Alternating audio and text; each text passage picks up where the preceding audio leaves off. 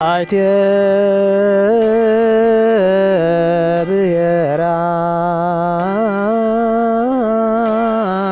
ለጥበብ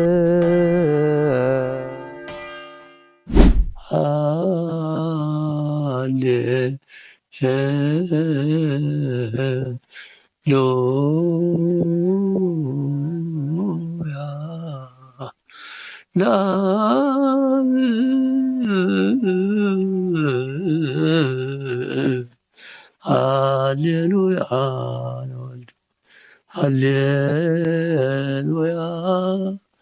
ወለመንፈስ ቅዱስ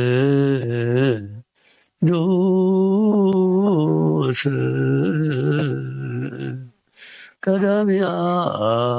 ለጽዮን ሰላም እግዚአብሔር ምስኩላትና ይኹን ፍትዋት ናይ ጥበብ ይብራህ ሚድያ ተኸታተልቲ ጥበብ ይብራህ ብቴሌቪዥን ከምኡውን ብዩቲዩብ ቻናል ሓሪኹም ስለትከታተሉና ብሽም እግዚአብሔር ኣዝና እንዳመስገና ከም ትፍለጥ ሚድያ ጥበብ ይብራህ ብዙሕ ግዜ ናይ ቅዱሳን ታሪክ ናባኹም እናፋለጠ ምእመናን ናይ ቦታታት ታሪክ ንክንፈልጥ ኣብ ምስራሕ ዝርከብ ዘሎ ዓብዪ ሚድያ እዩ። ቅድሚ ሕዚ እናሰርሐ ፀኒሑ እዩ። ሕዚ እናሰርሐ ዝርከብ ዘሎ እዩ። ብፍላይ ከዓ ክብረ በዓላት ክበፅሑ ከለዉ ናይቶም ቅዱሳን ታሪክ ኣብ ምልላይን ሊቃውንቲ እንዳጋበዘ ከዓ እቶም ሊቃውንቲ ስለዞም ቅዱሳን እንታይ ይብሉ ኣብዞም ሊቃውንቲ ልበኸቶም ቅዱሳን ብኸመይ መልክዕ ተሳኢሎም ዝብል ሕቶ እናልዕለን መልሲ ናባኹም እናፈነወ ዝርከብ ዘሎ እዩ። ሎማዓንቲ ከዓ ብናይ ኣቦና ማህሌታይ ቅዱስ ያሬድ ዓመታዊ ክብረ በዓል ምክንያት ብምግባር ምስ ክቡር ነውርኡድ በላይ ፃኒሒት ክንገብር ኢና። ምክትታልኩም ምሳና ይኹን። ሰናይ ፃኒሒት። በስመ አብ ወወልድ ወመንፈስ ቅዱስ አሐዱ አምላክ። ዝኸበብኩም ተመልከትቲ ሰማዕቲ ኩልኹም እውን ናብ ቅዱስ ያሬድ ኣቦና በዓል እንኳዓብፅሕና እናበልኩ መንፈሳዊ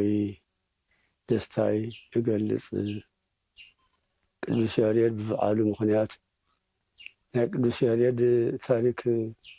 በብየ መጠኑ ሁሉ ዘይፈልጥ የለን። ነገር ግን በቲ በዓሉ ምክንያት ጌርና ስሙ ተፀዋዕና ታብቲ ታሪኩ ጠቂስና ተተናገርና ንኩለና እውን በረከት ረድኤት ስለ ዝኸውን ቅዱስ ያሬድ እውን ብኣካል ረድኤት ስለዘይፈለና በዚ ምክንያት እዩ ቀሪብና ዘለና እና ስለዚ ቅዱስ ያሬድ ናይ ትውልዲ ታሪክ እንታይ ይመስል? ናይ ቅዱስ ያሬድ ናይ ትውልዲ ታሪክ ናይ ቅዱስ ያሬድ እንታይ ይመስል? ኣቦኡ ይስሐቅ ይበሃል፣ እንኡን ታውክልያ ትበሃል። ያው ትገሉ እምነ ዘመዱ ዘየድዮን ይብሉ እዩ። ስለዚ ጀድዮውን እውን እንኡ ሓዋ እዩ፣ ቅዱስ ያሬድ ድማ ኣኩኡ እዩ እና ስለዚ ጀድዮን ቅድሚ ቅዱስ ያሬድ ኮይኑ ቤተክርስትያን ዝመርሕ ዝነበረ ኣቦ ስለ ዝነበረ ስለዚ በዚ ምክንያት ግን ያው ናይ ቅዱስ ያሬድ ታሪኩ ብመጠኑ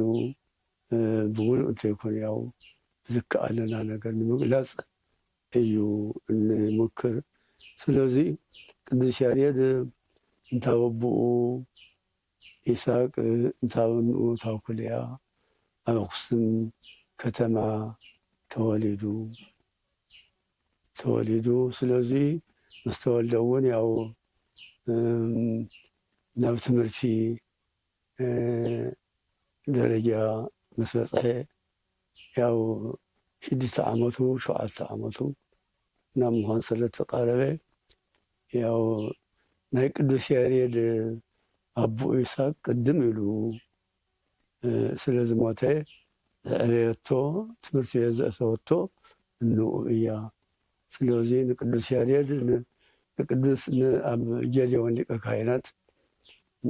ኣቦ ኮይንካ ኣስተምረለይ ኢላ ንቅዱስ ያሬድ ንጀድዮን ኣርኪባቶ። ስለዚ ጀድዮን መምህረ ሃይማኖት ስለ ዝነበረ ናይ ቤተክርስትያን መራሒ እውን ስለ ዝነበረ ንቅዱስ ያሬድ ኣብያተ ትምህርቲ ቤት ተቐቢሉ የምህሮ ነይሩ። ነገር ግን እቲ ግዚኡ ፀጉኡ ናይ ያሬድ ዝግለፀሉ ክሳዕ ዝበፅሕ ሓደ ገድልታት ፈተናታት ስለ ዘይሰኣኑ ቅዱስ ያሬድ ንግዚኡ ትምህርቲ ተለይሉ ክግለፀሉ ኣይከኣለን። ብሓደ ኣነጋገር ልማድ ቃል ፊደል ምፅናዕ ኣፅኒዕዎ ዝብል ታሪክ ኣሎ። እቲ ገድሉ ግን መዝሙረ ዳዊት ምፅናዕ ኣልይዎ ብዙሕ ዓመታት ከፅንዕ ኣይከኣለን ይብል። ስለዚ በዚ ምክንያት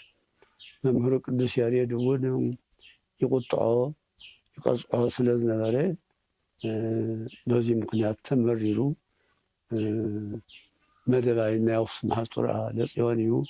ናይ ኣክሱም መከባቢ እዩ። ናይ ይስሐቅ ኣቦኡ ድማ ሙላዱ ተወልደሉ መደባይ ወለል ተባሃለ ስለ ዝኾነ ናብኡ ንምክያድ ሓሲቡ ናይ ኪራሓ ኣብ እተባሃለ ቦታ በፂሑ ስለዚ ኣብኣ ሃሩር ስለ ዝነበረ ሙቀት ስለ ዝነበረ ሓንቲ ዕንጨይቲ ኣብኣ ነይራ ኣብኣ ፅለሊሉ ከፍ ኢሉ ዓሪፉ እናሃለወ ሓደ ሓሰኻ ናብታ ዕንጨይቲ ክወፅእ እንተሞከረ እናወደቐ ተሞከረ እናወደቐ 6,000 ወዲቑ እበል ሻውዓይ ናብታ ዕንጨይቲ ወፂኡ ፍሬኣ እንትበልዕ ርኡ። ስለዚ ቅዱስ ያሬድ እውን ናይ እግዚኣብሔር ፀጋ እዩ፣ ናይ እግዚኣብሔር ረድኤት እዩ። እዚ ሓስካ እኳን ከምዚ ገይሩ ብብዙሕ ፃዕሪ ናብዛ ዕንጨይቲ ዝወፀስ እግዚኣብሔር ንኮንዓይ እውን ይቅረ ኣይብለለይን ኢሉ ሓሲቡ እንደገና ናብቲ መንገዲ ሓሲቦ ዝነበረ ሓሳብ ኣቋሪፁ ናብ መምህሩ ናብ ከተማ ኣክሱም ክምለስ ሓሰበ። በቲ ግዜ እውን ቃል ተመለስ ዝብል ቃል እውን ሰሚዑ ይበሃል እዩ። ስለዚ በዚ ምክንያት ቅዱስ ያሬድ ተመሊሱ ናብ መምህር ጌዴዎን ይቅርታ ጠይቁ ተመሊሱ ናብ መምህሩ ኣትዩ ትምህርቲ ጀሚሩ። ነገር ግን በቃ ተለይሉ ኣፅኒዑ ተዘሎ 81 መፅሓፍቲ ብቀረባ ግዜ ኣፅኒዕዎ ኣብዎ ዝነበረ መዝሙረ ዳዊት እውን 81 መፅሓፍቲ ማለት መፅሓፍ ቅዱስ ምሙሉኡ ማለት እዩ። ስለዚ ብድሕሪቱ እዚ ተገሊፁሉ ቅዱስ ያሬድ ምስ መምህሩ ኮይኑ ኣብቲ ጉባኤ እናተረክበ ብትሕቲ መምህሩ ኮይኑ መፅሓፍቲ ቅዱሳት 81 መፅሓፍቲ የስተምህር ነይሩ። መምህሩ ጌዴዎን ኣብዛ ዓለም ምስ ሓለፈ እውን መምህሩ ጌዴዎን ተኪኡ መፅሓፍቲ ቅዱሳት መፅሓፍቲ የስተምህር የምህር ነይሩ ክሳዕ 30 ዓመት ዝበፅሑ በዚ ኣገልግሎቱ እዚ ፀኒሑ ይበሃል እዩ። ብድሕርቲ ግን ናይ እግዚኣብሔር ፈቃዱ ቅድሚቲ ኣብ ኣክሱም ጀሚሩ ኩሉ ዓድና ብዜማ ንምስጋን ኣይነበረን፣ ተወሰነ ዜማ ኣይነበረን። እዚ ዕፃ እዚ ግዝን እንታብ ኩልኦም ቅዱሳን ኩልኦም እንደገና ቅዱስ ያሬድ ሃብቲ ተዋህበ ስለ ዝኾነ ብኡ ግዜ እዚ ዜማ ትምህርቲ ከግለፅ እግዚኣብሔር ፈቃዱ ስለ ዝኾነ ሓደ መዓልቲ መፅአን 3 ኣዕዋፍ ብስላሴ ኣምሳል መፅአን ብናይ ሰብ ቋንቋ እናተነጋገራ ከነጋገርኦ ደልየ ጀሚረን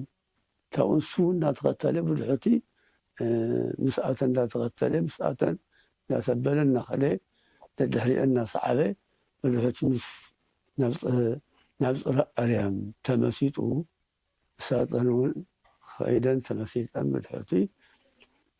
ኣብ ፅረ ኣርያም ተመሲጡ ቅዱሳን መላእክት ሊቃነ መላእክት 24 ካህናተ ሰማይ ንእግዚኣብሔር ሱራፌል ወኪሩቤል ኩሊኦም መላእክት እግዚአብሔር ቅዱስ ቅዱስ ቅዱስ እናበሉ ብዜማ እንተመስገንዎ ሰሚዑ። እዚ ዜማ እዚ ሰሚዑ ቅዱስ ያሬድ ብድሕቲ ናብ ምድሪ ናብቲ ዝነበሮ ተመሊሱ ከም ተመሰይ ብድሕቲ እተን ኣዕዋፍ ዝነበራ እውን ምስኡ ኣይተፈልያን ነይረን። ኣብ ኣክሱም መፂኡ ግን ብድሕቲ ኣክሱም ኣትዩ የተቀጢን ኣብ እተባሃለ ቦታ ብድሕሪ ቅዱስ ያሬድ ግን ሙራደ ቃል ተባሂሉ ሙራደ ቃል ድማ ማለት ናይ እግዚኣብሔር ቃል ቅዱስ ያሬድ ተገልፀሉ ቦታ ምዃኑ እነዚ ማስረጃ ዝወፀ ቃል እዩ። ሙራደ ቃል ዝበሃል ቦታ ድርሰት ድጓ ፀመደጓ ኩሉኡ ብምሉኡ ፀዋት ዜማ ቅዱስ ያሬድ ደሪሱ ናይ መጀመርያ ድርሰቱ እውን ብኣራራይ ዝኾነት ቀለም ሃሌሉያ ለኣብ ሃሌሉያ ለወልድ ሃሌሉያ ለመንፈስ ቅዱስ ቀዳሚሃ ለጽዮን ሰማየ ሳረረ ወዳግም ኣርአዮ ለሙሴ ዘከመ ይገብር ግብራ ለደብተራ ትብል ናይ ኣርያም ትበሃል ቀለማዊ ዜማ እውን ኣራራ እዩ እዚኣ ደሪሱ ጀሚሩ ካብኡ ብምልኡ ከም ዝደረሶ እዩ እዚ ትራኽ ይንገር እዚ ድርሰት እዚ ተገሊጹሉ ግን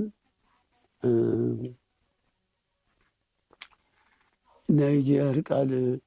ከመይ ከም ዝወፀት ህዝቢ እውን ተጨኒቑ ሃፀይ ገብረ መስቀል ሽዑ ንጉስ ነይሮም ሽዑ እውን ሱባኤ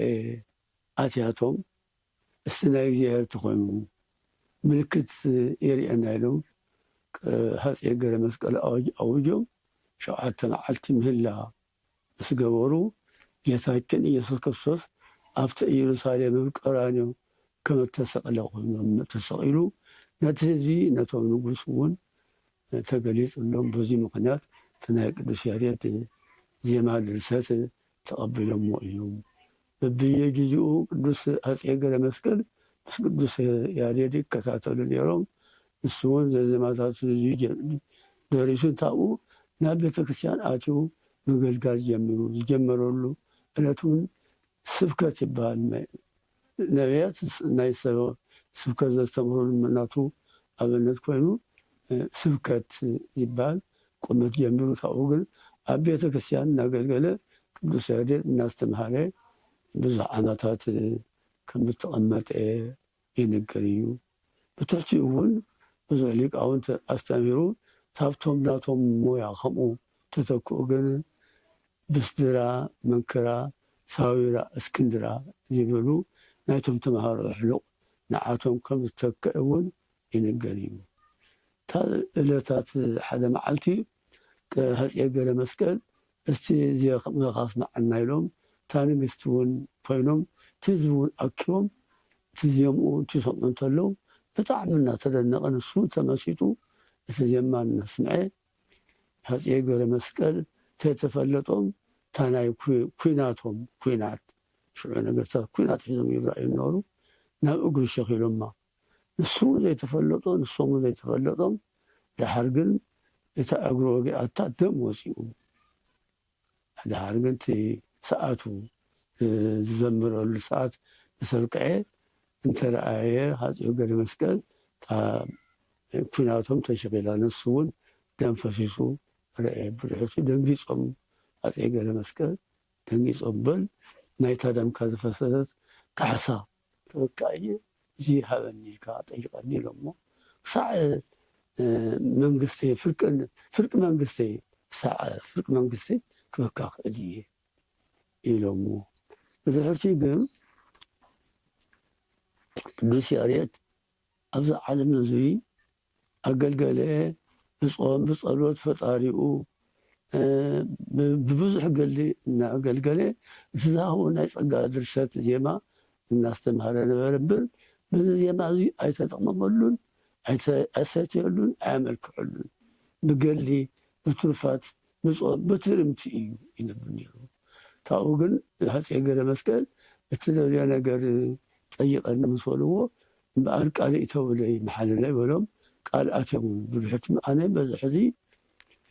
ንእግዚኣብሔር እንደገና ከይደ ዝዓለም እዚ ገዲፈ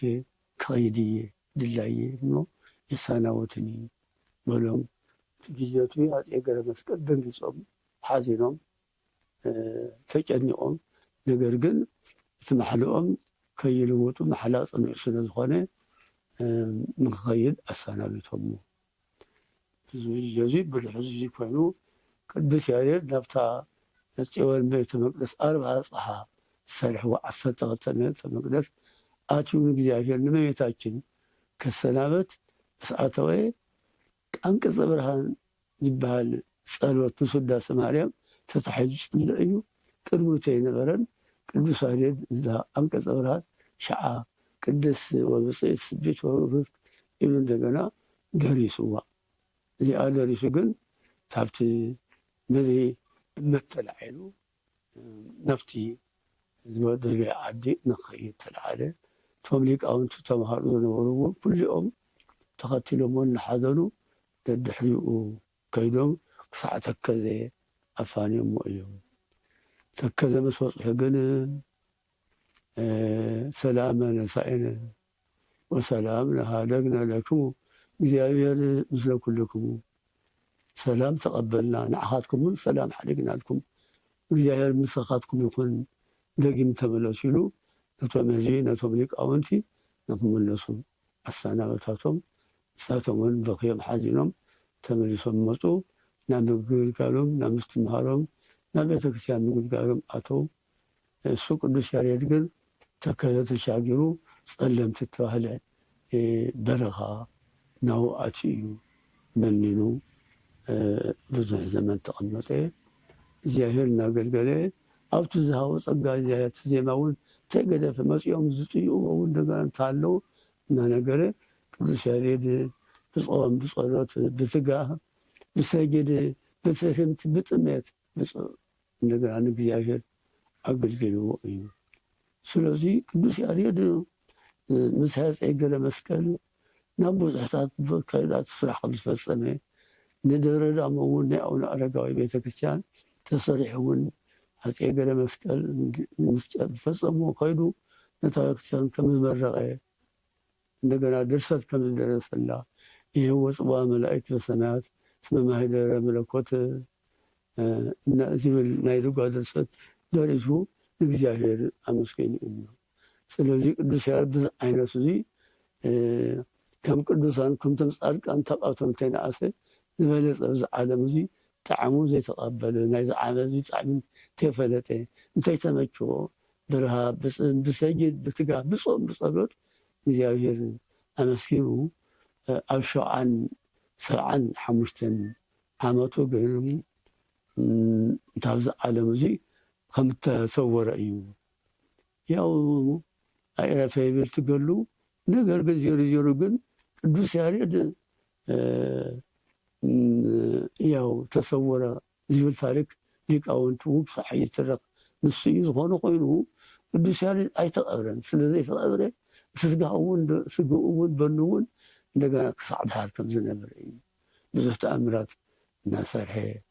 እናተገልፀ ጸኒሐ እዩ። ብዙሕ ተኣምራት እናገልፀ እና ስለዚ ቅዱስ ያሬድ ብእውነቱ ሕይወን ንዑን ትዝክር ዘለና ስሙን ትዝክር ታሪኩን ትዝክር ገሉ ትዝክር ተለና ብረድኤት ከም ዘይፍለየና በረከቱ ረድኤቱ ከም ዝሓድረና እተኣምነ ነገር እዩ። ቅዱስ ያሬድ ርህሩህ እዩ። ከምቶም ቅዱሳን ጻድቃን ኩሊኦም ንሱ ዝነኣሰ እንተይኮነ ዝበለፀ ኮይኑ ብእውነት እግዚኣብሔር ዘገልገለ ዓብዪ ጻድቅ ስለ ዝኾነ በረከቱ ረድኤቱ ክሓድረና ይከኣል እዩ። ስለዚ እምነትና ዝሰፍሕ ኮይኑ ብቅዱሳን ኣማላጅነት ብንቅዱስ ያሬድ ኣሚንና ሕየው እንደገና ብኣቶም ኣማላጅነት ንድሕን ምኾና ፈጣሪና ይቕረ ዝበለና ምዃኑ ኣሚንና ሃይማኖትና ክነፅንዕ ከም ዘለና እዩ ዘተሓሳስብና። ስለዚ ቅዱስ ያሬድ በዚ ዓይነት እዚ ኣብዚ ዓለም እዚ ገሉ ፈፂሙ ያው ግንቦት 11 መዓልቲ ተሰወረሉ መዓልቲ ታብዚ ዓለም ተሰወረሉ መዓልቲ እዩ። ስለ ዝኾነ ክነኽብሮ በረከቱ ርእቱ ክንካፈል ይዝግባአና። ስለዚ ታሪኩ ክነንብብ ዝክሩ ክንዝክር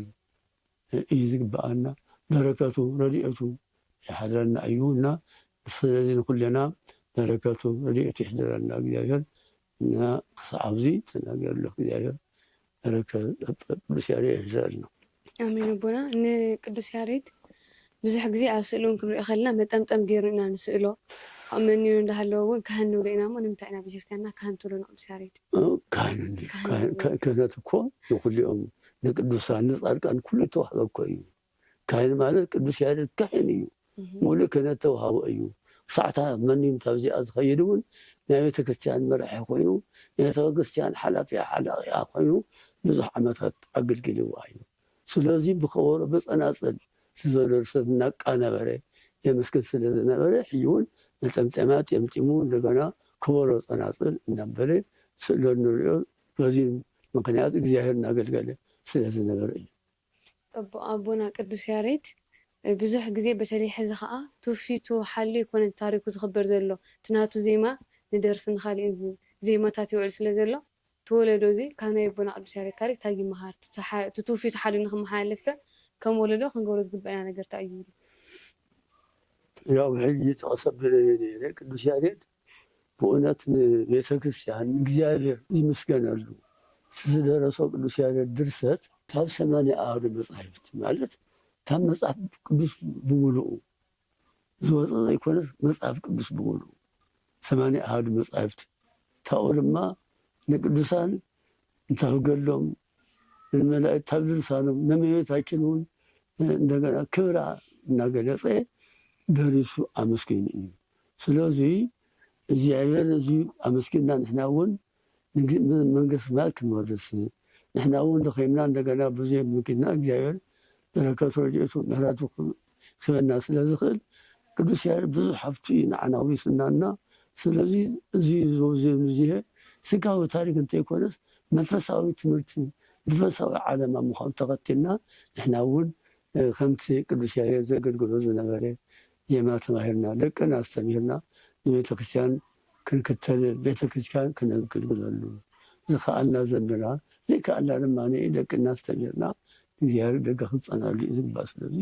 ብዓላማ እዚ ከይጠፍእ ዘትምህርቲ ከይጠፍእ ኩሉ ህዝበ ክርስቲያን ክከታተሉ እዩ ዝግባእ። ኣብ ኣኽሱም ቅድሚ ናይ ቅዱስ ያሬድ ዜማ ምግላፁ ብምንታይ እዩ ምስጋና ይቐርብ ነይሩ? ስቑኢሉ ተወሰነ እንተይኮነ ከምዚ ነጎድጓድ ከፍ ዝበለ ድምፂ ዜማ ውሱን እንተይኮነስ ከም ነጎድጓድ ኮይኑ ሓንጎርጉር ዓይነት ይንብል ተወሰነ ዜማ ይነበረት ተወሰነ ዜማ ንእግዚአብሔር ምስጋን ንእግዚአብሔር ክንግዝእሉ ዝሃበና በቅዱስ ያሬድ ምክንያቱ ተገልጸ ቅድሚቱ ግን ኣይነበረን። ካብታ ናይ ቅዱስ ያሬድ ዜማታት ሓንቲ ዜማ ይወልልና።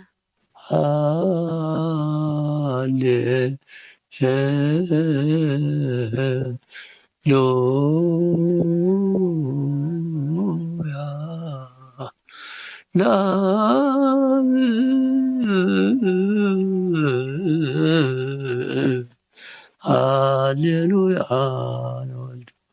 ሃሌሉያ ወለመንፈስ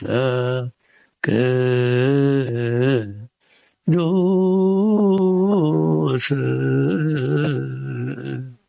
ቀዳሚያ ለጽዮን ሰማየ ሳረረ ወዳግም አርአዮ ለሙሴ ዘከመ ይገብር ለግብራ ለደብተራ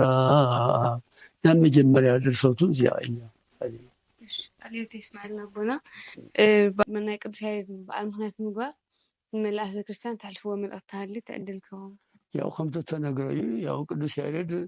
በረከቱ ረድኤቱ ስለዘድረና ቅዱስ ያሬድ ክነክብሮ ክንዝክሮ እዩ ዝግባአና። በተበዓሉ ቤተክርስቲያን ከድና ኣብ ቤተክርስቲያን ኮነ ኣብ ቤተክርስቲያን ዘይብሉ ድማ ቤተ እግዚአብሔር ከድና ንእግዚአብሔር መስኪንና ንቅዱስ ያሬድ እውን ክንሓስቦ ከም ዘለና እዩ ዝግባእ። ስለዚ ናይ ቅዱስ ያሬድ ፍቅሪ ኣባና ክሓድር ኣሎ ጥራይ ብስጋዊ እንተይኮነ መንፈሳዊ ኣቦ ዓብይ ጻድቅ ምዃኑ ኣማሊሉ መንግስቲ ሰማያት ዝወርሰና ምዃኑ ኣሚንና ንቅዱስ ያሬድ ክትክተል ብትባሊኡ ብባልግነቱ ክንኣምን ኣማልርና ኢልና ክልሙን ይግባእ እናበልኩ በዚ ተሓሳስብ ሰባት ተሓሳስልትና ዝነበርና ፃኒሒት እዚ ይመስል ነይሩ። ካብቲ ፃኒሒትና ከዓ ብዙሕ ከም ዝተምሃርኩም በዓልቲ ሙሉእ ተስፋ እየ። ብፍላይ ከዓ ናይ ኣቦና ቅዱስ ያሬድ ማህሌታይ ቅዱስ ያሬድ ታሪክ ስጋዊ ዘይኮነ ሰማያዊ ርስቲ ዘውርስ ታሪክ ምዃኑ ተረዲእና እቲ ዜማ እውን ናይ መንፈሳዊ ምስጋና እምበር ናይ ስጋዊ ምስጋና ክንጥቀመሉ ከም ዘይብልና ኣቦና ሓቢሮምና እዮም። ዝሓበሬታ እዚኣ ከዓ ኩልና ልብና ክንሕዞ ይግበአና እዩ እንዳበልኩ ሎማዓንቲ ዝመስል ፃኒሒት ነይሩና። ኣብ ቀፃሊ ብካሊእ መደብ ክሳዕ ንራኸብ። ሰላም እግዚአብሔር ምስ ኩላትና ይኹን። አይቴ ብሔራ ለጥበብ ሰላም እግዚአብሔር ምስ ኩላትና ይኹን። ፍትዋት ተኸታተልቲ ሚድያ ጥበብ ይብራ እንኳን ናይ ኣቦና ማህሌታይ ቅዱስ ያሬድ ዓመታዊ ክብረ በዓል بسلام أبصحكم أبصحنا لما أنتي نركبوا زلنا بوتا مايكي راح تواهيلو تسوع أبونا مهلي تاي قدوس ياريد أو تمرت بيت آتيو تمرتي ممهار كأوي خلو متيو تصلي لبوتا نركب زلنا بزقات أمزيت زلنا يبوتا كلهم متيوهم نخد قونيوو أو بوتا بركة نصاتفو لباوي ملأختي إيو لما أنت أحزلكم قريبا زلخون يبونا قدوس ياريد هو تاريخ سيزونتو قطم إيو مكتالكم سايكخون يعدم لدت قدوس ياريد كهاني ساك أب كنتو تصنعو نسيون دا قلقلة بمنفس برتعو بروك ولاد كهبو تسألتو أسمعو نقدوس ياريد مهلتاي كولد بغيعو اتابعت تجزؤ قدس تأكليا نقدوس ياريد تولد أملاك زحريا ولاد كتبا نسيون لما نتابخيا لما نأسميرو نديسات كونتن مرأيا ورحميازيا بحمشاي معلتي تولدو كام مدواي زرق نايت انتي أو أكسوم كتما بريهو مبرهتي ناو عالم زمتص سمايا وهابتي دق سبات كنزمر كمتم ملأختي ياريد تولدو تقاقسم حاولتي ناي ولدي تسألو تمنيتهم سميرو كرعات ناي عالم ممكحو كلو أملاخ دديقيمو قليت قلنا فقرو ياريد تولدو كقلت مشترو كابلو ساس كسقرنا ناب حدش زيما كمتم ملأختي زمسقنو وبراما نمتوشتان برهان كنكونا قرما ياريد تولدو أب أكسوم كتما ياريد أب قل عنت أب أكسوم بولدو بهلي بسنسرعات تاريكون دار أي بعلي منفساوي هوتو فلما كفلي انتر في سلام قنتي زي دلي تصاوت نبرا أم مندرو كلي قنافس أنتو أبوه عرفو أبويك بلا أدريون لا تسكفا أدريو بحزن لبات تنكفا شو عطا أمد كم زملقو حسبت نفلقه هوت كسوس دو السنة نابيني تاقيديون كتكيد فلمت نياريد بإيدو حزاب فقرين دات نعنعز ممهر قديوان نياريد أكوو أبي تكتين ممهر نزبقعو نهز أناس دا مهارو تقسات دا قطعو ندقونا كنت كبصحو زلفعو تاو إكليان نياريد حزانا بينتا متيا سلامتا أقربت أبركم تدفئا وداك مهرولا هبتم حقفا ينيتا قديوان تقبلهم حدري ودحاوي يساك زوسدو فتاري نسلت أنا كنت كبقع كقبرية تعري إلهم تقبلوا بتقهات بفقري فلقى هيوت ياريد بس محاجتو كتساوت تحاوسة ها هو هي اندابلة بقطري مسسة مفلات مسعابيون الحريت تملسة انت وتقربو اندارسعان الحريت تقوسسة محاجتو زنبرو زعطو بدحريقو ها قئز هو كأب ملئكتا انتو ودقو انت الدقاقملو ناي فيدال فريقو ياريد قمردا أبيو أبقزيقو يني تاقيديوان بقطعا العلم حلنجي مخيروم قرفوو بناي فلقى هوات حقي ياريدون قال أتوا داقم كيقندي مليسوم ينيتا أمهارو اتيز نقرو مليسان وطرو ياريد قن مليسو مفلات أبيو كلهم محاستو داقم سحاقو ياريد قن بحيل أملاخ كي تدنا قطع نفت أريو كلمن نما شمقت وطع أما يكراح خوينو تسفاخي قبطع عويلو دابخي ناب أملاخ تدامطع كفت أريو مرسك أبل كابلبو أرطع ما يكراح كراوح تخلتات ببزحيز بقوللا دنجل سودا استقرت الله أبهر يقوس قدسي استزاربلا ياريد بزيمو سأي لنا قدس تزبللا أبزاز تقدست سفرة أملاخ انت ماخرو حسخف فرة تغلي كبلع قويتا انت تعرو نياري تمسيتو كستوع القبرو فرة كبلع انت باليودو مليسو نابز نبرو كبلع انت بالمليسو مستفقمة ياريد حديلو كستوع الفلمة تحسخا شدشتا قزي وجئو تنسيقو دقيمو سقومة مبل شرعي قزي تازدليا فرة رقمة ناب قدوس ياريد عبي برتع عملو ياريدلو ملأك تدامتو طببو تخفته نفلطتو معصو كما تصناديو أتحزو استمرصه كم يوحنس بصقا منفس قدوس زغيصه كم ملأك እግዚአብሔር እንዳተዳመጸ አዲስ ጽዮን እንዳበለ ናሙራደ ቃል ወጸ አንቀጸ ብርሃን ጥዑም ዜማ ኣብ ሰማያት ሰሚዐ ኢሉ በጸጋ መንፈስ ቅዱስ ልቡ ተኸልዐ በሚሕር ተሐጓስ ኣብዚሑ እንዳነብዐ ናብ ጽዮን ቤተ መቅደስ ከይዱ ተደፍአ ኣደይ ጽዮን በለ ኣእዳው ዘርጊሑ ጸላም ዝነበረ በኣኺ ወጊሑ ኣማዓሙቕ ልበይ ፍቕሪ በዚሑ ጽዮን ጽዮን በሊብለኒ ጸጸኒሑ بتمستو أجارو حفيلو نسماي زي ما أفلمه كبره كم صحي وداسي وجناي لأما أدوناي قدست وبريت سبيت وكبرت مس قدوسان متحفتي إن دام مسات أرى ናይ ቅዱስ ዳዊት ጠቢብ ሰለሞን እንዳዘከረ ቅድመ ዓለም ምፍጣሩ ብክብሪ ዝነበረ ኣብ ሰማያት ብኪሩቤል ምስጋና ዝኸበረ ክደርስ ፈለመ ተመሲጡ ኩሉ እንዳመርመረ ኣብታ ተወሊዱ ዝዓበየላ ከተማ ኣክሱም ፈተናታት ዘሕለፈላ ትምህርቲ ክቐስም ንወለዶ ክሕልፍ ፈለመ ክጽሕፍ ክደክም ሃፀይ ገብረ መስቀል እቲ ብሩኽ ንጉስ ምስ ረኣዩ ቅዱስ ያሬድ ብዜማ ክቅድስ ጭንቀትካ ኣረሲዑ መንፈስካ ዘሕድስ ንጉስ ዜምኡ ክሰምዕ ፈለመ ክግስግስ ሓሽከሩ ኩሎም ኣኪቡ ሰራዊቱ ኣብ ጎኑ ኮፍ ኢላ ንግስቲ በዓልቲ ቤቱ ቅዱስ ያሬድ ተሰሊፉ ምስ ደቀ መዛሙርቱ ንሰማይ አንቃዕሪሩ ተመሲጡ ተቐርብ ስብሃቱ ሃፀይ ገብረ መስቀል ቀልቦም ተሰሪቁ እቲ ዘንጊ በትሮም ኣብ እግሩ ወዲቁ ቅዱስ ያሬድ እግሩ ብደም ተጨማሊቁ ወይከ ከይተሰምዖ ምስ ወድአ ተዓጢቁ ሃፀይ ገብረ መስቀል ደው ኢሎም ምስ ረኣዩ ኣብ ያሬድ ዝገበርዎ ካብ ልቦም ጎሃዩ ይቅርታ ምስ በልዎ ሓተትዎ ክክሕሱ ፍርቂ ንግስና ይውሰድ ኢሎም ተጸበዩ መልሱ ቅዱስ ያሬድ ብደም ዝተጻየቀ ኣእጋሩ ሓቢሱ ቅድሚኦም ደው በለ ብዝረኸቦ ጸጋ ተሓጒሱ ንጉስ ደለኻዮ ኣዝዝ ካበልኩምኒ ስለዝተካእኹ ኣብዚ ምንባር ደጊም ይኣኽለኒ በብሕትውና ኣብ ገዳም ክነብር ሰንዩኒ ዝተረፈ ህይወተይ ብምነና ምንባር ይሕሸኒ ንጉስ ናይ ያሬድ ፍቅሩ ልቡ እንዳሃሰዮ ናብ ቤተልሔም ገዳም ብክብሪ ሰነዮ የኔታ ጌዲዮን ብያሬድ ኣዝዩ ተሓጒሱ ያሬድ መምህር ኮይኑ ብድኻሞም ተኻሒሱ ካህን ኮይኑ ርእዮሞ ብዜምኡ ቀዲሱ ንየኔትኡ ተኪኡ ኣብ ወንበሮም ተቐሚጡ እዝሊ ግእዝ ኣራራይ ዜማታት ፈሊጡ እዝራ መንክራ ሳዊራ ደቀ መዛሙርቱ ብደንቢ ኣጥቢቆም ኣምሂሮም ትምህርቱ 5 መጽሓፍቲ ደረሰ በብዓይነቱ ኣብ ቤተክርስትያን ኣንበረ መብራህቱ ድጓ ማለት ድጓዕ ተኣኪቡ ዝተደጉዐ ናይ በዓላት ሰሙናት ጠርኒፉ ዘጽንዐ ድጓ 4 ዓይነት ዝሓዘ ሓቂፉ ናይ ዮሃንስ ድጓ ኣስተምህሮ ድጓ ጽሒፉ ጾመ ድጓ ናይ ፋሲካ ድጓ ኣብ ውሽጡ ጠርኒፉ ቤተክርስትያን ክትግልገለሉ ብክብሪ ኣሕሊፉ ጸመ ድጓ ኣሰናድአን መምህርነት ዘብቅዕ ኣብ ኣጽዋማት ዝዝየም መንፈስካ ዘርክዕ ዝማሬ ኣብ ቅዳሴ መወዳእታ ክዝየም ዝተኣዘዘ ናይቲ ቅዳሴ ፍረ ሓሳብ ጾሚቁ ዝሓዘ ዋስእት ምምድላስ እንትኾን ናይቲ ቃሉ ትርጉም ብየማን ብጸጋም ክብልዎ እንዳደጋገሙ ናይ ጎይታ ጥምቀቱ ሞቱ ምትንስኡ ቀሚሙ ንፍትሓት ሰብሃተ ነግ እቲ ዋና ጥቕሙ ምዕራፍ መበል 5 መጽሓፉ ዘሕልፎ ካብ ዳዊት መዝሙር ኣብ ወጻጺኡ ዝጸሓፎ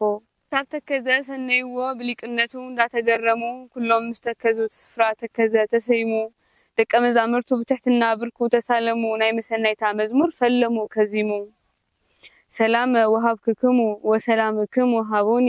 ኢሎም ኣዚሙ ነቲ ዝመፀ ህዝቢ ንያሬድ ክስኒ ብሕትውና ክነብር ንብቕዓት ክገኒ ናብ ገዳም ጠመተ በሪሁሉ ናይ ልበንኡ ዓይኒ ኣብ ቤተልሔም ገዳም ኣተወ ናብ ባዕቱ ንጽዮን እንዳመስገነ ክወፅእ ከኣቱ ምእንተ ክርስቶስ ፍቅሪ ኣብ ገዳም ከቲቱ እቲ ኣብ ኣክሱም ምስ ህዝቡ ዝለመደ ፍቅራ ከይጸገበ ናይታ ዝዓበየቶ ኣደ ናብ ክርስቶስ መከራ ሓሲቡ ልቡ ምስ ነደደ ብጾም ብስግደት ከመስግና ናብ ባዕቲ ኸደ ኣብ ገዳም ኮይኑ ለይቲ ምስ ቀትሪ ያሬድ ካህን ኣብ ጽዮን ዝተቐበለ ክብሪ ያሬድ ጻድቕ ንቅድስና ዝገበረ ጻዕሪ ያሬድ ሊቅ ናይ ሊቃውንት በኽሪ ያሬድ ባሕታዊ ባርኮት ዘፍሪ ጉንበት 11 ዕለተ መዓልቲ ክጽሊ ምስ ኣተወ ናብ ገዳም ባዕቲ ከም ኤልያስ ተሰወረ ከምቶም መላእኽቲ ብክርስቶስ ብጸጋ መንፈስ ቅዱስ ማዕሪጉ ናብ ብሔረ ሕያዋን ብክብሪ ዓሪጉ እንኳዕናትና ኾንካ ናይ ተዋህዶ እምነት ተኸተልቲ ቅዱስ ያሬድ እዩ ናይ እምነትና መብራህቲ መፈለሚ ኣርማና ናይ ኩላህና ሃፍቲ ነመስግኖ ስሙ ሰብኣይ ምስ ሰበይቲ ታዝወለድቶ ቅድስቲ ታኦክልያ ኣዲኡ እታ ኣክሱም ተወሊዱ ዝዓበየላ ገዝኡ እቲ መፍለቂ ቅዱሳን ስፍርኡ ከባቢኡ ክኸብሩ ይግብኦም ቤተሰቡ ዘርኡ ካብኡ ሓሊፉ ተሪፉ ተትረፍሪፉ ኣፍልጦ ቅዱስ ያሬድ ንዓለም ተሪፉ ኣፍልጦ ቅዱስ ያሬድ ንዓለም ገዚፉ ኣብ ዓለም ድርሳናት ስሙ ተጻሒፉ ግንቦት 11 ናብ ብሔረ ሕያዋን ሓሊፉ ነዚ ካህን ሊቅ ጻድቅ ነቢይ ባሕታዊ እቲ ልዕሊ ቅዱሳን ልዕሊ ጻድቃን ቀዳማዊ መቅደሱ ዝሃንጽ ታሪኩ ዝጽሕፍ ሲኢኑ ፈታዊ ኣብ ዘይተወለደሉ ተወሊዱ ዝብል በዚሑ ሓሳዊ እቶም ሓድግታቱ እንዳተሸጡ እንዳተለወጡ ህዝቡ ዓዱ ጽዮን ከይጥቀሙ ታሪኩ እንዳገልበጡ ሓቂ ንዘምህር ተወዲቦም ብኽፍኣት እንዳገልበጡ ቅዱሳን መሲሎም ብትዕቢት ዝሓበጡ ተነቅሕልኩም እዩ ዓሪፍኩም ተቐመጡ ፍትዋት ተሃተትና ናይ ሎማዓንቲ መደብና እዚ ይመስል ነይሩ እዚ ግጥምታትና ምንጭ ከዓ መሰረተ ኩሉ ካብ ዝብል መጋቤ ጥበባት ይብራህ ካሳ ካብ ዝፀሓፍዎ ናይ ግጥሚ መድበል ዝተውጣጠ ግጥሚ እዩ ካብቲ ግጥሚ ብዙሕ ነገር ተምስተማሃርኩም በዓልቲ ምልእ ተስፋ እየ ያው ኩላትና ሓደራ ኣለና ናይ ኣቦና ቅዱስ ያሬድ ዜማታት ትውፊት ሓይልና ካብ ወለዶ ናብ ወለዶ ናይ ምሽግጋር ትውፊትን ካብ ወለዶ ናብ ወለዶ ናይ ምስጋር ግዴታ ኣለና ብፍላይ ከዓ ኣብ ሰዓት እዚ ናይ ኣቦና ማህሌታይ ቅዱስ ያሬድ ዜማታት ንደርፍን ንዘይተደለየ ንስጋው ነገራት እናውዕልናዮም ንርከብ ስለዘለና ኩላትና ብዘለና ርድኢት ክንቃወሞም ዝግበአና ናይ ሎማዓንቲ መለፍትና እዩ ፕሮግራምና እዚ ይመስል ነይሩ ቀጻሊ ኣብ ካሊእ መደብ ክሳዕ ንራኸብ ሰናይ ጻንሒት